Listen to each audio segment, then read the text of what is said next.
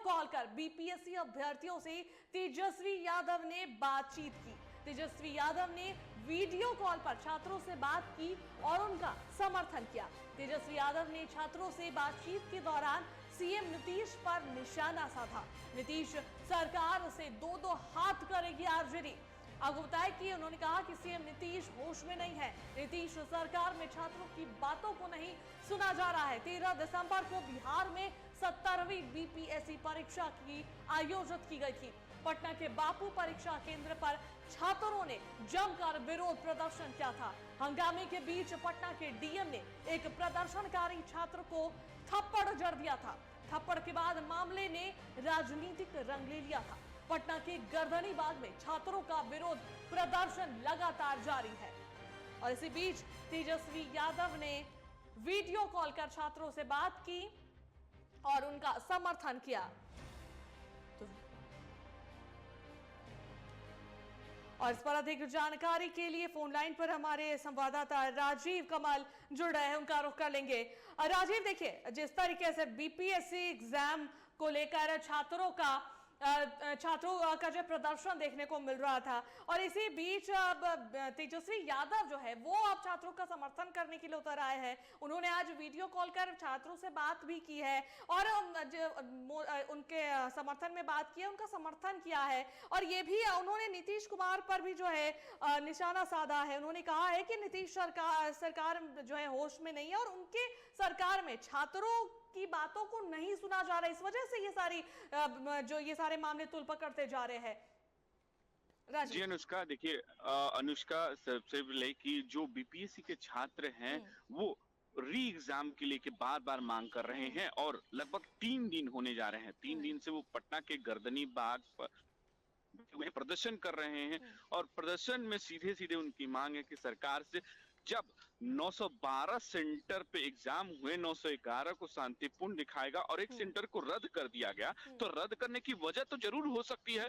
कि कहीं कुछ हुआ होगा, लेकिन अगर है उसकी जांच करा रहे हैं तो सेंटर को क्यों नहीं रद्द कर रहे हैं? उनकी साफ यही डिमांड है। अगर 13,000 जो बच्चे बापू टावर में वो एग्जाम दे सकते हैं तो जो 75,000 है वो क्यों नहीं दे सकते हैं?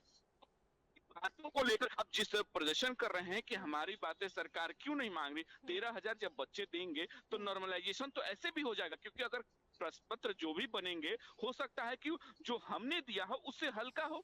ये तो सवाल खड़ा कर रहे हैं। तो यही सवाल को लेकर कहीं ना कहीं एक सवाल ये भी खड़ा हो रहा है कि जो बच्चे डिमांड कर रहे हैं सरकार नहीं सुन रही है। उस पर बच्चों का बार बार ये कहना है कि सरकार हमारी बातें नहीं सुन रही है और ये नहीं तो आयोग के अध्यक्ष कह रहे हैं कि जो बच्चे प्रदर्शन कर रहे हैं वो जानबूझकर कर रहे हैं, उनको कोई मतलब नहीं, पढ़ने वाले नहीं, इस तरीके के उन्होंने कहा, बच्चों का साफ तौर पर कहना। लेकिन अब नेता प्रतिपक्ष तेजस्वी यादव इससे पहले भी नॉर्मलाइजेशन को लेकर वो बाकायदा चिट्ठी लिख चुके थे, लेकिन अब फिर से बच्चों के मतलब एक तरीके से जो यात्रा पे वो निकले हुए हैं, तमाम जगहों पर उनके तीसरे चरण की यात्रा चल रही है, संवाद कर रहे कार्यकर्ताओं से। लेकिन इसी बीच में उन्होंने जब अपने बच्चों से, बीपीएससी के बच्चों से बात, हमारा पूरा समर्थन है आपके साथ और नीतीश कुमार की जो ये सरकार है वो सुन नहीं रही है, लेकिन हम जरूर डिमांड करना चाहते हैं कि री एग्जाम होना चाहिए। जब 13,000 को आप जब एक तरीके से कह ले कि एग्जाम ले रहे हैं, 13,000 बच्चों का फिर से एग्जाम ले रहे हैं, तो क्यों नहीं इन सभी बच्चों का लिया जाए? तो उनकी साफ तौर पर कहना कि नहीं, लेकिन हम आपके साथ हैं और बच्चों के साथ बीपीएससी से बाकायदा उन्होंने बात की, फोन पर बात करते हुए उन्होंने कहा कि हम आपको समर्थन कर रहे हैं और हम डिमांड कर रहे हैं सरकार से कि री एग्जाम हो और इसके लिए हम सरकार को भी बाकायदा हम कहेंगे।